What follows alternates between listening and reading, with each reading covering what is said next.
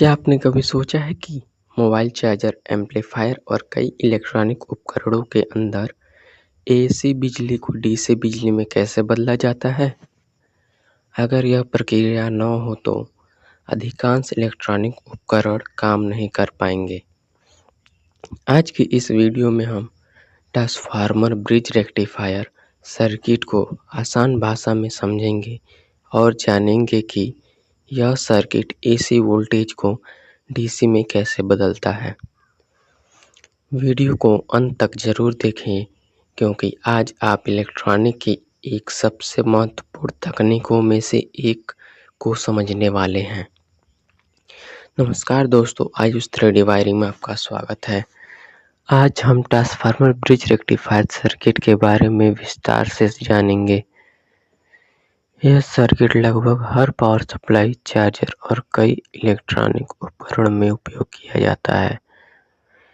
इसकी मदद से घर में मिलने वाली एसी बिजली को डीसी बिजली में बदला जाता है। सबसे पहले यह समझते हैं कि एसी और डीसी होता क्या है। एसी का मतलब है प्रत्यावर्ती धारा। यह धारा लगातार अपनी दिशा बदलती रहती है। घरों में जो 220 वोल्ट की सप्लाई आती है वह एसी होती है। दूसरी तरफ डीसी का मतलब दिष्ट धारा। यह केवल दिशा में बहती है। बैटरी से मिलने वाली बिजली डीसी होती है।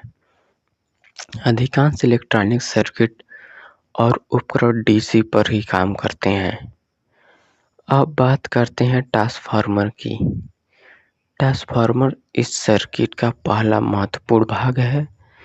इसका मुख्य काम उच्च वोल्टेज एसी को कम वोल्टेज में बदलना होता है। उदाहरण के लिए 220 वोल्ट एसी को 12 वोल्ट एसी में बदला जा सकता है। इससे सर्किट सुरक्षित और उपयोगी बन जाती है। ट्रांसफार्मर के बिना सीधे 220 वोल्ट पर काम करना खतरनाक हो सकता है। अब ट्रांसफार्मर से निकलने वाली एसी सप्लाई ब्रिज रेक्टिफायर में जाती है। ब्रिज रेक्टिफायर 4 डायोड से मिलकर बना होता है। इसका काम एसी धारा को डीसी धारा में बदलना होता है। अब इस डीसी को और बेहतर बनाने के लिए फिल्टर कैपेसिटर लगाया जाता है। कैपेसिटर आउटपुट में मौजूद उतार चढ़ाव को कम करता है। जैसे डीसी सप्लाई अधिक स्थिर हो जाती है। जितना अच्छा फिल्टर होगा उतनी साफ और स्थिर डीसी प्राप्त होगी। यही कारण है कि पावर सप्लाई सर्किट में कैपेसिटर बहुत महत्वपूर्ण होता है। अब पूरे सर्किट की कार्यप्रणाली को एक साथ समझते हैं। सबसे पहले 220 वोल्टेज एसी ट्रांसफार्मर में प्रवेश करती है।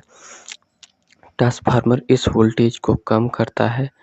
इसके बाद कम वोल्टेज एसी ब्रिज रेक्टिफायर तक पहुंचती है।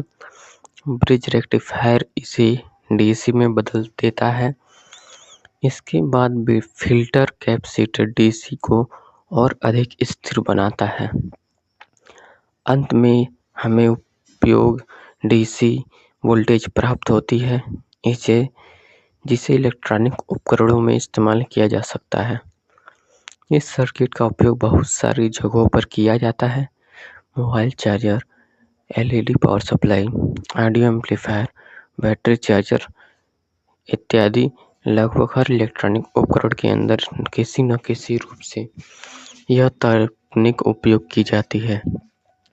220 वोल्ट एसी के साथ काम करते समय हमेशा सावधानी रखें। बिजली बंद करके ही कनेक्शन करें। अच्छी गुणवत्ता वाले उपकरण का उपयोग करें। किसी भी खुले तार को हाथ से न लगाएं। यदि अनुभवी नहीं है तो अनुभवी व्यक्ति की देखरेख में ही कार्य करें। तो दोस्तों, आज हमने ट्रांसफार्मर ब्रिज रेक्टिफायर सर्किट को विस्तार से समझा।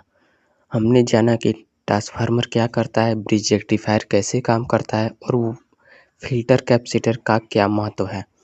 अगर आपको यह वीडियो पसंद आई हो तो वीडियो लाइक करें, तो अपने दोस्तों के साथ झांसा जरूर करें। आयुष 3D वायरिंग को सब्सक्राइब करना ना भूलें। कमेंट में बताइए कि अगले वीडियो किस टॉपिक पर चाहिए। धन्यवाद।